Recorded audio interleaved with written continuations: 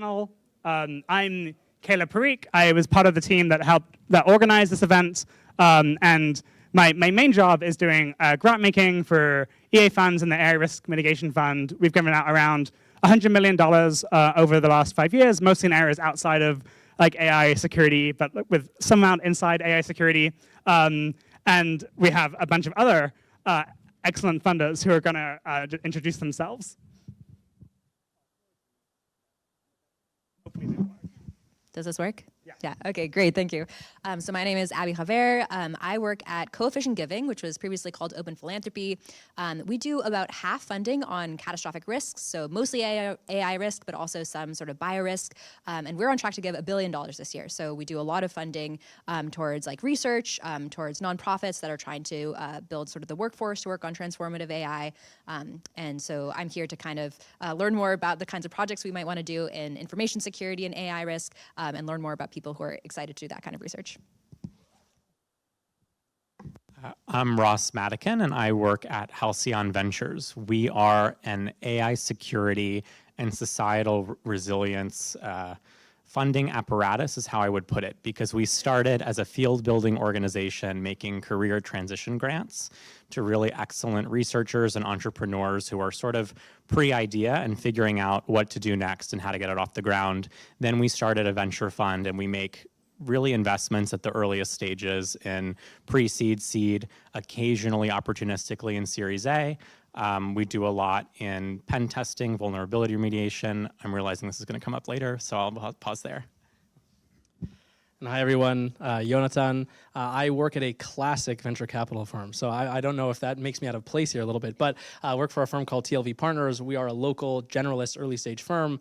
We manage about $1.5 billion, been around since 2015, and we invest sort of really across the board as long as there's an Israeli founder involved. And of course, especially over the last couple of years, that means a lot of investments at the intersection of security and AI, but then also in just security and in just AI.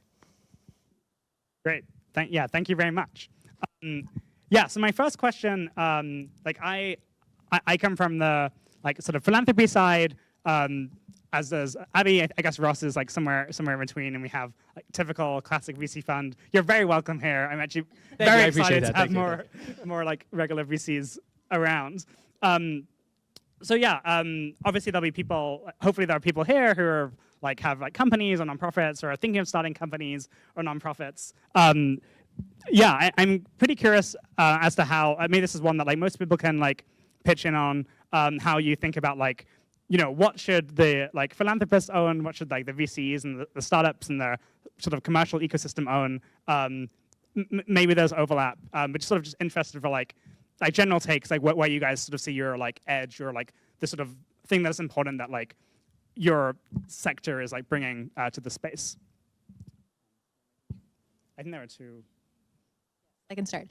Okay, so I think whenever the market can take on these problems, like we're thrilled because the market can scale. The market is meant to sort of like adopt fast to what customers need. We always think that this is a good strategy. The only challenge comes when you think that a problem is unsolved by the market, right? And we do think that within AI security, there are some problems that don't yet have enough recognition. There's either not regulation that sort of like requires a particular precaution, or people aren't really familiar enough with the threat model, that the market is not going to fill that gap. And so what we try to do is identify what are those gaps, and especially for research that maybe takes a couple of years, you know, takes a while to come to fruition, you know, we hope that there will be a market in a couple of years, but we want to make sure that people are starting to think about these problems now. And so we love being pitched on research projects or sort of nonprofit organizations that are trying to identify those gaps. We want people to do things that are necessary but are not going to be filled by the market in the short term. Yeah, you know, I think for us, a lot of it comes down to whether or not it can be sold, at least in the near to medium term, on the venture side for us. So what that typically looks like is some degree of market validation of the ability to pilot, ideally with you know, very sophisticated AI native customers like the labs, but not just them. I think a common misconception with frontier AI security and even sort of alignment startups broadly, that the supportive infrastructure is like, well, if it can sell to Anthropic and OpenAI, that must be a great market. And no, that's for us not enough. We want to see businesses that can ideally be sold to some of the biggest enterprises, to highly regulated sectors and spaces like that. We often see and make grants on the nonprofit side for things that involve policy research, standard setting. There's a lot in evals that needs to happen and is perhaps societally beneficial, but not super commercially applicable. That's typically where we write grants. I think like I'll bring a tiny bit of a different perspective in the sense that, first of all, I think we're not really sure sort of what today is relevant for either or of the models. And I think that neither is the market. I think lines have clearly been blurred by the fact that we're even calling these organizations labs, like OpenAI and Anthropic. That does not usually mean that they are startups, right? Usually the word lab refers to something in academia, maybe sort of an NGO, whatever it might be. So I think, first of all, the entire ecosystem has confused a little bit of sort of what's relevant for each. And what I will say is our perspective, though, is actually way more on the founder mindset as opposed to the actual research topic or categorization of where the company operates. And so if what's most interesting to the people that we're speaking with is the research aspect of it, that they specifically want to get as deep in the rabbit hole as they possibly can to advance the research of a specific area, but aren't necessarily thinking about economic value creation, building a large team, creating jobs, that's fantastic, but probably less relevant for a venture capital investment and way more relevant for, for somebody here on my left. Yeah, I guess like one thing I'm curious about is, I think this is probably true at like many philanthropic endeavors, but particularly at coefficient giving. I feel like the staff there like actually want people to like implement the like research that people come up with. It's sort of like, it was pretty much pointless if it didn't actually lead to like something happening differently in the world. So yeah, I'm curious if you have thoughts on like one way the startups like might have an edge here is they're just like quite beholden to users, and they're just like kind of like they will die if they don't like ship a product and get people to use the product. And like VCs, well, I'm not a VC, but my impression is that like they just care a lot about like customers and the thing being used and like having like getting to revenue quickly and that kind of thing. And that like sort of kill function might not exist with like nonprofit. So I'm curious if you have takes on like given that we sort of want to implement things, we want it to be implemented like relatively quickly. Where is the like, where do you hope that sort of like desire or drive or thing comes from? Yeah. Well, I think I wouldn't put everything into that bucket. I think there is sort of like fundamental research that sometimes if it's not happening, we do want to make sure that, there is funding opportunities for things that are not immediately marketable. I think our like dream scenario is that we, are able to fund somebody to do research and that creates a market, right? They demonstrate that something can be sold. Sometimes this has to happen through sort of a regulatory angle where just demonstrating that something is possible to regulators makes it possible for them to say, okay, now this is required. So we think this is super relevant for security where a lot of legislators, they just don't really understand security problems very well. But if you can communicate to them, like, here is a relatively cheap way to, introduce a very strong security precaution, let's put it into regulation. We think that that's like one possible angle where after you've done that, now you've created a clear market that the market can just like take over. You don't need to have nonprofit funding anymore. So this is like a lever that we're really excited about. I'll actually just push back a little bit sort of on the question. I think that today, if you actually look at some of the most sort of high profile fundraisers, you can look at SSI, you can look at Thinking Machines. Like these aren't necessarily companies that have like a direct path towards commercialization, revenue. Even OpenAI, maybe Anthropic a little bit more, but didn't have like clear path to revenue from day one when they were raising money. Those two, OpenAI and Anthropic, have clearly proven that those will be good financial outcomes for their investors. SSI, Thinking Machines, and a few others, let's see. So I'm not necessarily advocating that VC should be doing this more often. But I think that VCs, again, sort of like we are more open, and I'm speaking for the whole category because I know all the VCs in the world, of course, but I think we are more open to understanding, okay, if there's a talent density focused on a very specific area that's going to advance research, perhaps the business models will appear, which is sort of like what Ilya said on Dwarkesh's podcast a few weeks ago, like they will present themselves, which is not something that I recommend to anybody in the audience to tell a VC if you're pitching them, but it's something that I think we're more open to these days. Yeah, I'm actually quite confused about this. Like, to what degree does this actually apply for like Ilya? One of the like most cited like AI scientists of like all time was, I believe, in like an OpenAI co-founder, just clearly like a very impressive person. Which means that, which on my view, like means he can go out and raise like absurd amounts of money without like a super public plan, and can sort of just go and do that. But like, to what degree does that apply like mostly to OpenAI co-founders who are like leaving to start competitive the real like legible sort of elites. Or like to what degree could Ilya have raised like 5x more money by like doing something with more like immediate commercial applications?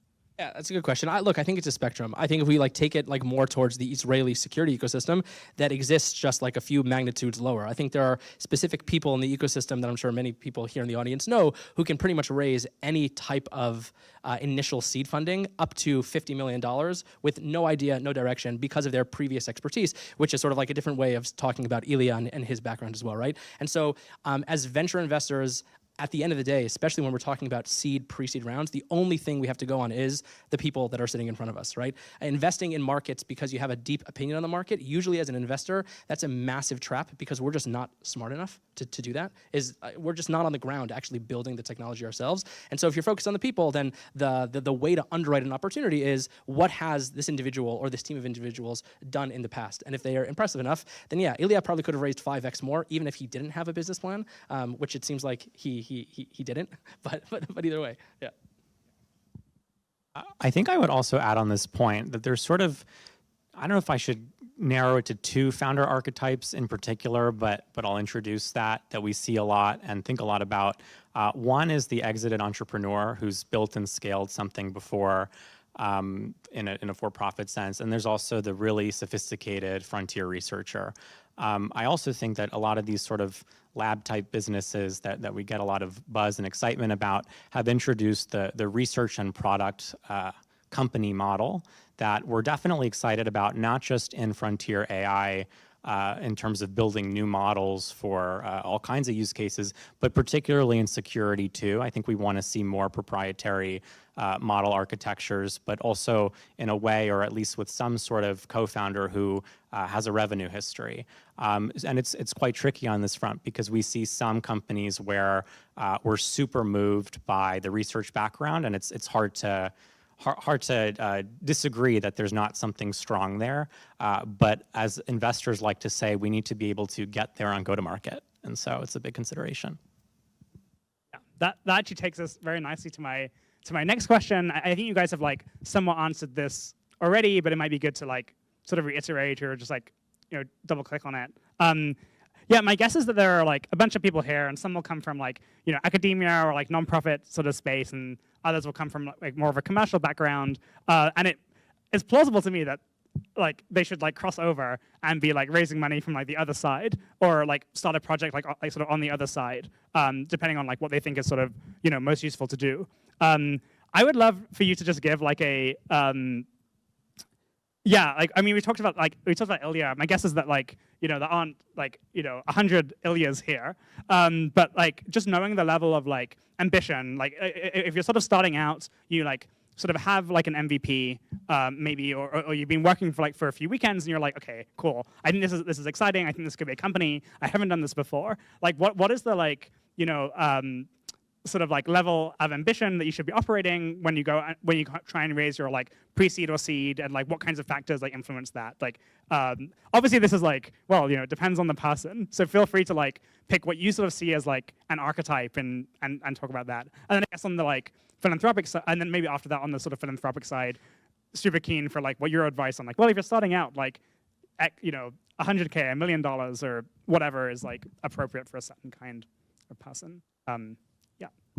Yeah, I'm not sure that I'm going to answer your question as directly as I can, but what I'll say is I'm going to answer in cliches also because I'm a VC and that's what we do. But look, I think that what founders really need to ask themselves and be honest with themselves are they the best in the world at what they're trying to do? Because if you're not, just the fact of the matter is you're just not going to succeed. The statistics are so against you. We are professional, well-paid individuals who are supposed to choose very selectively to invest in about 5 to 10 companies a year. And we get it wrong 80 to 85% of the time, right? And so to have the hubris to think that you, who are only going to be working on one company, that you are choosing the specific right thing to work on. You're going to get through all the hurdles of what it means to hire a team, to convince customers, to convince partners to work with you, and you are going to get it right when everybody else in the world, if it's a big enough problem, are also going to be trying to do the same thing and might be better funded than you. The only way that you can actually answer that question correctly is one, naivete, which is also a good thing, but also like to be honest with yourself that, are you one of the best people to do this in the entire world? And the vast majority of the companies that we meet, the answer to that is not yes. We still invest sometimes, but that's neither here nor there. But we really do try to be very honest also with ourselves as investors, that you need to be able to answer yes to that question. And I think that there's too much romanticism, specifically in Israel, around starting a company. I think working at a company is awesome. Especially working at an early stage company is amazing. There are so many things that you can feel proud of, that you can get sort of that thrill and that dopamine hit to be part of creating something from nothing. That doesn't require you to start your own company when you don't actually have the real reasons to do so. So maybe you don't usually hear VCs trying to discourage entrepreneurship, but here you go. Oh, and maybe, I guess there are like, normally when I say startup, I'm thinking like aggressive growth, trying to like 5x headcount every year or something like this, like raising, like seed, series, seed, series A, series B, craziness. There are also other types of companies one can start that do take investment, and sometimes I would group those in with startups, and maybe it's like, yeah, my guess is you wouldn't say that like to start any company at all that isn't growing aggressively, you have to be like the best person in the world. For sure. Specifically talking about like the venture model where, again, I wouldn't necessarily use the proxy of, trying to raise as much money and trying to hire as many people, but you're trying to get an outcome in the billions of dollars of market cap, whether that's through an acquisition or through a public offering. And that just goes back to the math that we as VCs have. We raise a certain amount of capital, we're expected to return, 3 to 5x that within a certain time frame, and that only works if the outcomes are a certain size. And so yes, exactly. You go start other companies for sure, but yeah. It's really hard to look at an investment partner you're working with and a founder in front of you and evaluate, can this idea from zero potentially go to billions of dollars? It's like a lot of mental gymnastics and a lot of luck. So I don't have a great answer there, as much as sort of really taking it stage by stage, but trying to de-risk as much as possible. What I would like to say, particularly for people thinking about starting something at the earliest stages, I don't know if my bar is too high on this front with what kind of traction to expect, but I really, and I know at Halcyon, we really like to see some degree of pilots and design partnerships that are compelling and attractive, and that usually means more than one, and with really large logos. So, I think if we're doing like a good, better, best approach, like okay is like maybe a little bit of revenue with a partnership with even Anthropic or OpenAI or working with a Fortune 500 or something like that. I think better toward best is when we see an entrepreneur come in and they have like 6 to 10 working pilots, and I'm talking super early. Like we really like to see, even if it's pre-seed, we look at companies where it's a great idea, and then we also see pre-seed deals where they've got a functional UI and starting to see some ROI even, like there's actual gains for people that are testing the product. That's super important for us. And so to the extent that we can see more of that at the earliest stages, especially as AI-assisted coding makes it possible to spin up really strong front and back end, that's pretty important. So I would say 6 to 10 plus logos is pretty exciting. Yeah, I think sort of like echoing your point, I think it's just really hard to build something that people want. I guess my previous life was as a product manager, and like it's just really hard. So I think if you have an amazing idea and you really think it's a scalable product, like that is amazing. But I do agree that like building a services company is something that I think a lot of people in this room can like do something very valuable with. And in general, like thinking about how can you build something that is adoptable? I really like your point about design partners. I think that's something that we love to see even with nonprofits.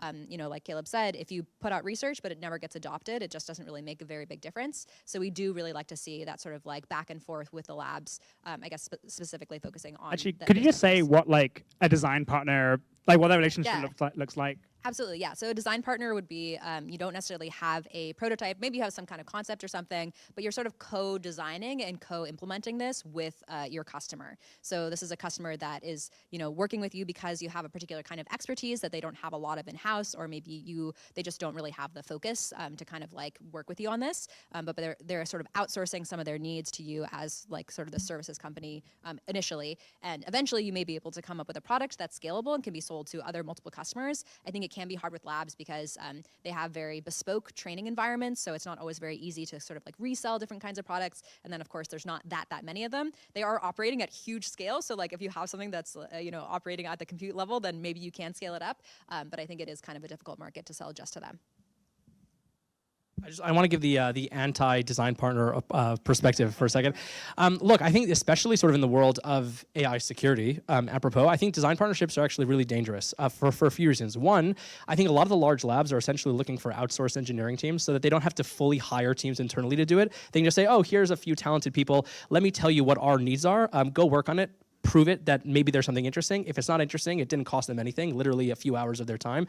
And if it was interesting, they're not going to start working with you. They're just going to start building it internally themselves, maybe offer you a small acquisition that won't be sort of as interesting as maybe you were expecting to, sort of as these, early founders. So one is, we're actually not massive proponents of design partners early on. That's from like the founder perspective, how to think of, should you be getting design partners? Do you absolutely need to? I think from the investor perspective also, and this is of course just our perspective, I think design partnerships are also like mental traps for investors. Like if you have 3 or 4 design partners or even 6 to 10, I would say that that's still so not representative of your ability to build a company that for me to put like real significance behind the fact that you convinced 6 people to sign an LOI, like that just doesn't mean really anything. So like I think we actually don't really care if there's design partners, great. We're not going to not invest because there are design partners, but we also don't mind if there aren't, if you can give a really good explanation. What have you been doing for the last couple of months? Why haven't you spoken to customers? And that's totally fine. So I think like we actually don't put that much weight behind design partnerships or not. The only case where I'd say it's very, very helpful is for the confidence of the founders themselves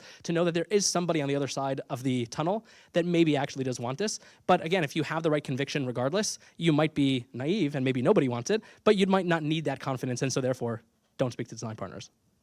Yeah, I'm curious if there are cases of people that didn't have like the most like legible to you credentials, and they like did something, and then you're like, wow, this team is awesome. They're like super competent. I guess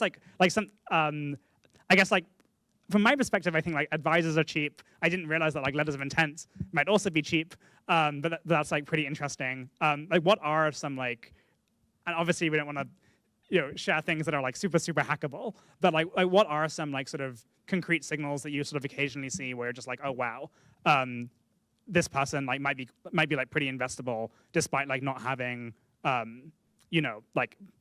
exit, like done like $1 billion exit before, or having some other like very legible credential. I'm trying to think of like a good anecdote. We usually invest at TLV like before anything. It's usually just a team in a presentation, sort of when we invest. I'm trying to think, like, I think that it's more, again, like a mindset thing. Like, we're looking for the hustle, which doesn't necessarily mean that you have design partners or customers. It can mean that, but it also might mean that, I don't know, that you've written 5 to 10 really interesting sort of thought pieces that people recognize you as an authority figure, or that you are building a community around the area of technology that you're operating in, and therefore people recognize you. Like, well, I think what we're looking more for is, are you putting yourself in a position to eventually leverage whatever it is that you're creating? So it's not really a great answer. I apologize. I think this is actually a great answer. I find it interesting. I think I would add something about creative co-founder composition. So I'll give an example in our portfolio that I do think we can talk about. It's quite public. So one of our companies is AI Underwriting Company, and they're doing some really fascinating work in figuring out how do we underwrite risks from an insurance standpoint in agentic AI in deployment. That team, we've got one co-founder who was one of the earliest go-to-market hires at Anthropic. We've got one co-founder who was like a Canary Wharf McKinsey insurance partner, and then a more technical co-founder from one of the labs as well. And I think that was a really compelling framework where, sure, none of them on their own had a $1 billion exit behind them, but they knew how to do the diligence, to speak with customers, and to really work at different points of the early stage entrepreneurial life cycle together in unison. And we're really seeing some exciting early traction from that. So I think that kind of, figuring out what are your strengths and then who can you partner with to really double down and fill some of those gaps where it's hard, it's pretty defensible. Yeah. Yeah, maybe. Yeah, I guess it's like the classic question or question area of like, what things are exciting to you? What would you wish people would work on? What's like at this sort of ideas level? I guess ideas are pretty cheap. So like, yeah, curious if there are like things that have been on your mind recently that you sort of just wish people would go and do, or like are kind of confused as to why maybe you're tempted to like leave your current jobs and simply go start that company or nonprofit or whatever. I know that we've been chatting a bit about some stuff. So yeah, maybe you can start with like what's on your mind. What do you wish people would do? Yeah, absolutely. I think it's been amazing seeing like people starting to flow into this field, especially around red teaming, cyber evaluations. I feel that these fields they're really healthy. I mean, there's a lot of people going into them, and you can actually get paid to do them. Not always as a scalable company, but like certainly as a services org. And so I feel that field's quite healthy and not something that philanthropic funding needs to address. What I feel is less covered is sort of data center security and infrastructure security. And so I know a lot of people here have backgrounds in this, and I personally feel that this is just very underrepresented. A lot of people who currently work in AI risk are coming from ML backgrounds. They're mostly doing research, and so they don't know very much about how a data center is set up. They don't know very much about how you actually secure hardware, and so this is the kind of thing I would love to see more people applying to do research in. If you can figure out a way to do it as a company, that's amazing. But even if you can't, just doing the fundamental research is really, really necessary. Yeah, I think I would split the answer into categories that we're actively investing in and excited about, and then unresolved problems where I'd love people to come up to me afterwards on this. We're definitely really excited about AI agents used for pen testing and autonomous vulnerability remediation. We really like the idea of automating hacker intuition where possible into proprietary architectures. We're really excited about hardware security, and for us, that looks like secure by design data centers, chip enclosures. I think a sort of hybrid approach. We're very excited about trusted execution environments and confidential inference. We are also very excited about the sort of AI assurance category. So how can you ensure AI risk? Insure against AI risk? How can you create enterprise-grade evals at scale for perhaps highly regulated domains and things of that nature? In terms of big, thorny, unresolved problems, that's really why Halcyon was started and what we're still figuring out. I think the biggest one I would say is critical infrastructure security, particularly against nation-state actors. And I think one of the challenges there is that we'll often get pitches for these kind of comprehensive all-in-one, like we are going to create industrial control systems, security platforms that allow for agentic architectures touching the energy grids and the power plants. And we're also going to have guardrails and compliance and zero knowledge proofs. And it's too much going on at once. It's a bit of a word salad. It's also something that doesn't feel super practical. Is like we don't really see critical infrastructure operators looking for like a vendor of choice as much as looking for a really comprehensive stack for a number of different threat vectors. But to the extent that there's some innovation in the room on that, would love to hear more. So two quick things from my side. I'd say, look, we're excited in it. We like to invest in people, not ideas, right? My last two investments, one was sort of in the confidential computing sort of private inference stack, and I had never heard of either of them before I met the company. And then the investment before that was a company that's replacing engineers in the construction process. No background in construction myself, had never sort of occurred that problem before. We're excited about people that are passionate about markets and can explain why they're relevant for that specific industry. So if that's defines sort of you or what you're thinking about, then that's potentially relevant for us. One thing that you asked sort of in your question, I actually don't think that ideas are cheap. I think it is one of sort of those sort of things that people say ideas are cheap and it's all about execution. And absolutely, like you cannot build anything of interest without the execution. But I actually think in today's world, the idea is actually super important. And I don't think there are enough unique ideas out there, at least sort of from my vantage point. And it would be great if there were some more unique ideas. I cannot tell you the amount of times that we've heard agent security as a pitch. It's like, honestly, like 10 times this month and probably over 100 times this year in Israel, which makes sense. So Israelis, we like security, woohoo. But like most of those companies aren't going to succeed. It's not really interesting. There's no differentiation. And they're doing it because their friends started a company also, and they feel like they need to be able to tell their friends that they started a company too, which is a really bad reason to start a company. So, yeah. That's super interesting. I guess like somewhat on the theme of like people like over ideas. I think one thing that coefficient giving does that I would love you to chat a bit about are like sort of career transition like development grants. I think that's like somewhat unusual and would love Yeah, absolutely. Yeah. So a lot of what we try to do is solve for problems that don't have very clear solutions yet, right? We're thinking about like real tail risk kinds of problems or things that are like a bit out in the future where we just don't really know what's going to happen. And so a lot of times we think it makes sense to not be too prescriptive about specific solutions. I mean, we do fund specific solutions, but a lot of the times we just want to create a really intelligent and motivated workforce to think about these problems and develop the solutions, in ways that we cannot foresee. So one of our programs is called Career Development and Transition Funding. And so we look for people that have backgrounds that are really in demand, and cybersecurity is one of them, and hardware is also one of them. And we want to give people funding to take a leave from their job, be able to study or apply for new roles. This could be for school. We will just sort of fund people who we think are very promising to take time to kind of like pivot their career in a direction that we think is very promising. So this is something that you can apply to today. We are really focused on sort of like catastrophic AI risk. So it's not just like any kind of AI security problem, but if you are interested in those problems and you do want to make a career pivot, this is a funding option for you. Could you just say, like, sort of typical grant size, grant length, just to give people who aren't unfamiliar, like a... Yes, absolutely. So usually they're about like 3 to 6 months, but sometimes for a really priority project or priority person, it could be like up to a year. And then we usually do sort of like a stipend basis on based on like how much experience you have and sort of like what the typical pay rate would be in your location. So we want you to be able to like live comfortably. We might not be able to match your salary depending on sort of like what stage you're at, but we do want you to just have this time to kind of take this, career sabbatical to figure out what you want to do, and we don't want you to be super pressed for cash. So it should be something that you should be able to live on. Can I ask quickly, have you done that with anybody in Israel yet? I don't know, actually. That's a good question. I would be surprised if we hadn't had at least one Israeli, but hopefully we'll get some applications from this conference.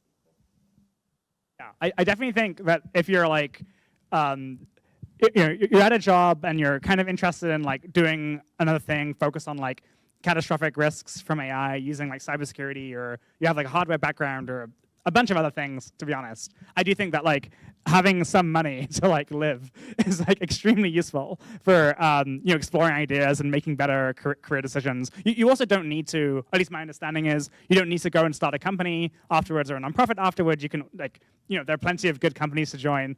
And yeah, it's sort of money to like, figure things out and explore things. Yeah, I don't know. It kind of blew my mind when I heard that this like kind of program existed, or like, yeah, you can sort of get money to think and do things. It's great. Yeah, feel free to come talk to me if you have questions about it.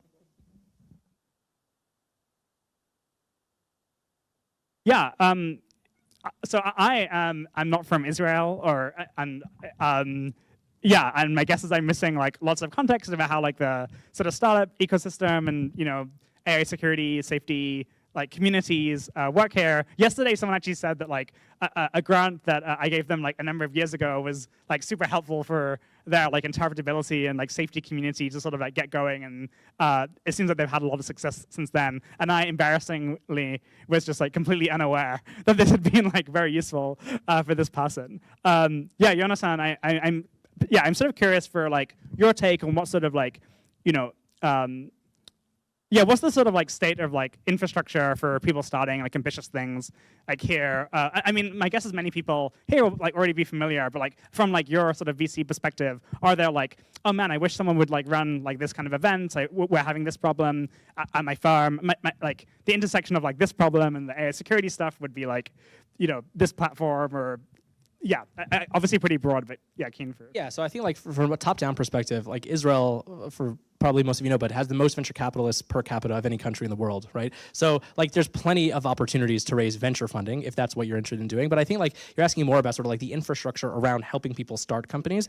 And from that perspective, I think there are a few very successful, like I don't want to call them incubators, but sort of these venture builder platforms in Israel. Very much those specifically focus on security is sort of one of the areas in traditional cybersecurity, I would say. And then there are a few in fintech as well, but it's specifically those two categories. I think the thing that's most missing in the marketplace today, and there is somebody in the audience who's doing this, I just don't know if he's actually in the session right now, is building something very, very similar for the worlds of AI infrastructure specifically. So not AI as an entire category, they're not going to build vertical applications or horizontal applications, but very, very specifically focused on building infrastructure to support the future development of AI across industries. It can be security, it can be inference optimization, it could be safety, whatever it might be. I think that is currently missing in the local ecosystem, and there are two groups groups that are trying to solve that are very much sort of just getting off the ground now. But maybe we can tell you guys about them, and next year they can present also. So yeah, that sounds great. I was wondering if you could say like what might some like week-to-week activities for such a project look like? Like what are they sort of concretely? Yeah, I think first of all, I think it's a good question. I think they're defining it. I think everyone here in Israel sort of really just looks at what has worked in cyber, because it really has turned into sort of the industrialization of creating cybersecurity companies. Israel has figured that out, and they really have. I think Wiz is a product of that, by the way, right? Of course, not only the founders were incredible as well, not trying to insult anybody. So I think everyone's sort of taking the lessons from what's worked in cybersecurity and trying to apply that to AI, which in some cases might work, in some cases might not. What's one of the cases where it might not work? The CISO is somebody that is repetitive, the same exact persona across enterprises. If any of you have tried to speak to organizations about who's leading their AI efforts, that can be incredibly different depending on the organization.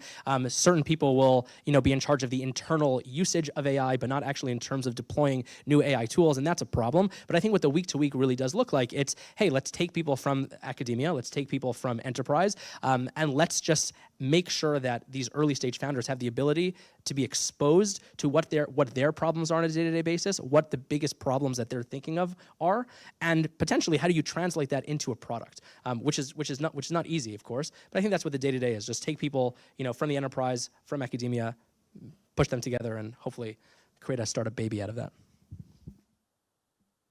I would also add, just from the Bay Area perspective on our excitement about breaking into the Israeli market and really supporting here. I think for a few years there was a lot of excitement, perhaps in a Venn diagram, but not quite in the same room, around this idea of making AI safe and making AI secure. And I think increasingly, as there are wars on multiple fronts worldwide, including one very recent one right over here, there's been a big sort of geopolitical shift toward defense. In the United States, we're talking about this notion of American dynamism and really supporting liberal values and the West, and how do we kind of safeguard democracies. And those are really big existential questions that require a certain sort of founder orientation, military exposure, and an understanding of how some of the big sort of catastrophic or existential type risks intersect with some of the really pragmatic, near-term, ongoing, thorny geopolitical problems too. And so to the extent that there's people in the room that both are excited about the frontiers of AI and how some of these models are performing and creating new capabilities that we've never seen before, and aligning that with a lot of really important kind of pragmatic security and defense concerns, that's super top of mind for us. Yeah, that's super great.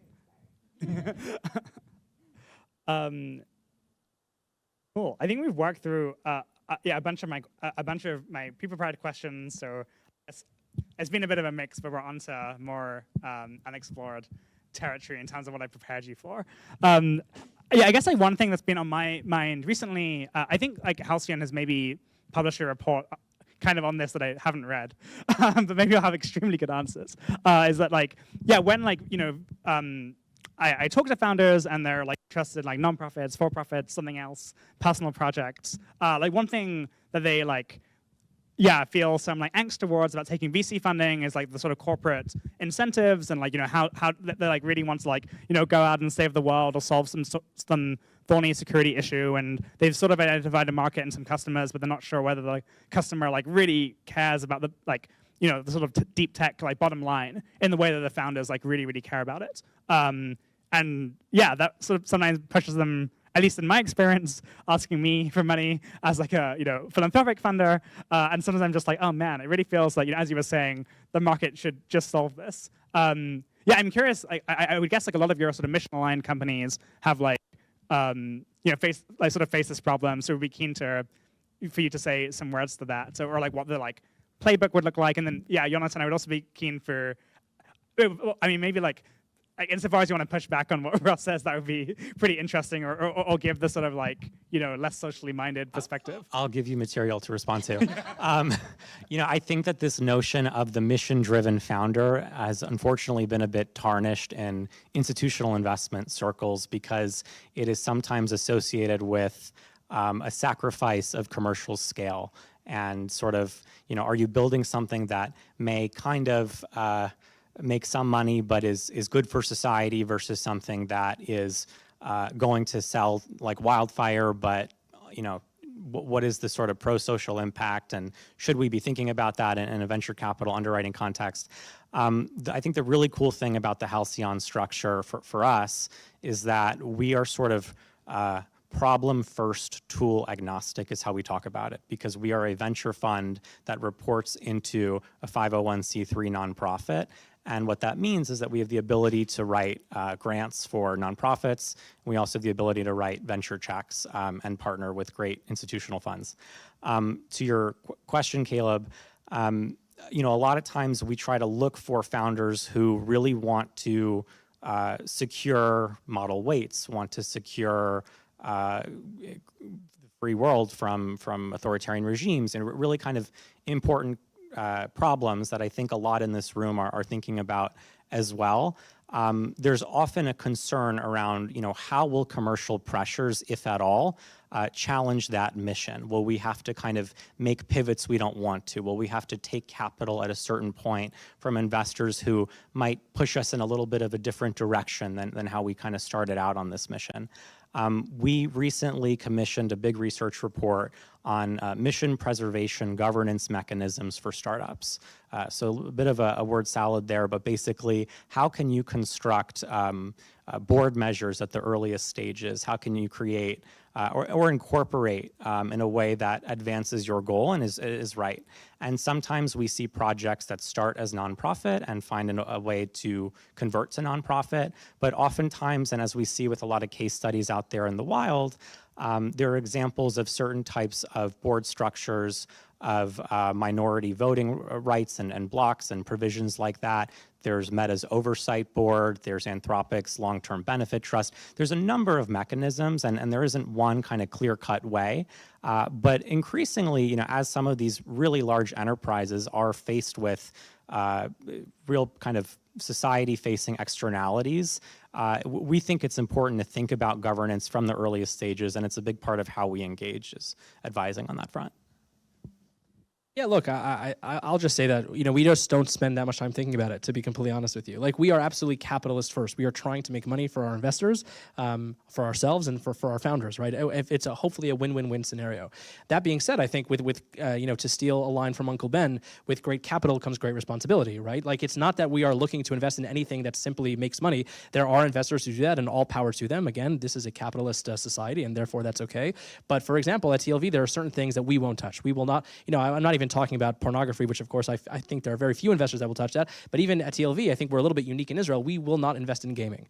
Not because we think that gaming is inherently bad for society, but it doesn't make us feel good getting out of bed every morning, knowing that we are, giving people a reason to waste their time that could be allocated in more productive ways, right? So we won't do gaming. There are plenty of other funds that will do it. And does it make us feel better when we invest in something that has to do with healthcare? Of course it does. But at the end of the day, sort of what drives our decisions is, does this have a path towards returning capital to our investors? And if the answer to that is yes, then we're probably going to invest, as long as it's not actively doing destructive things to society. Great. So I think we're out of time. But yeah, thank you so much for attending the panel. Thank you so much, panel participants. Yeah, I'm sure that they'll be around to chat, and would love you to potentially pitch, apply to them for funding, or engage with them in some way. Even if they wouldn't love it, I would love it if you would do that anyway. Yeah, please join me in giving them a round of applause.